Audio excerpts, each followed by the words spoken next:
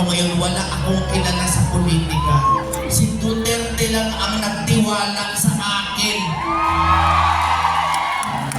Itong awitin po na to, lumuhod ako sa mga radyo, patutulin mo naman.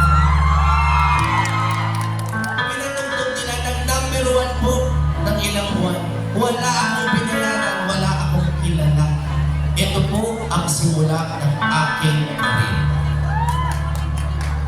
Somebody told me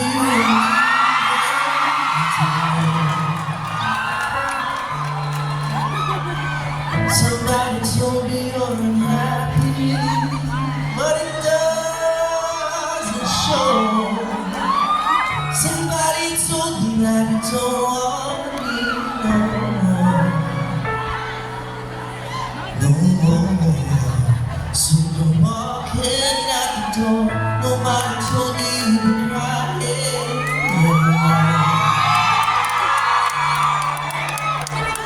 Nobody told me you were dying, but you didn't want to fight.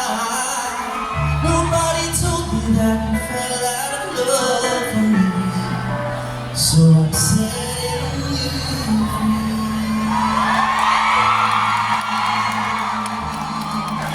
Let me, so you won't have to make excuses. We don't.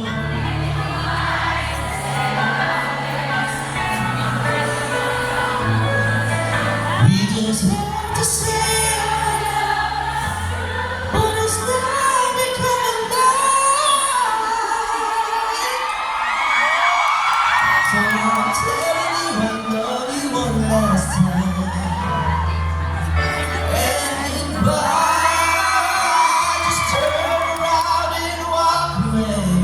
You don't have to live like this. But if you love me still, then stay. Don't keep me waiting for the final kiss.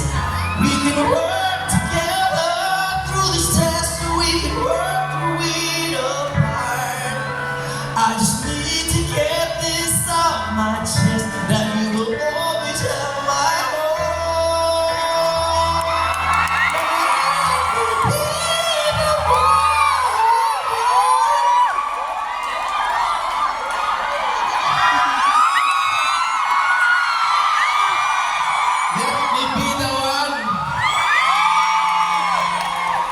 Pagkatapos po ng kanta na yun,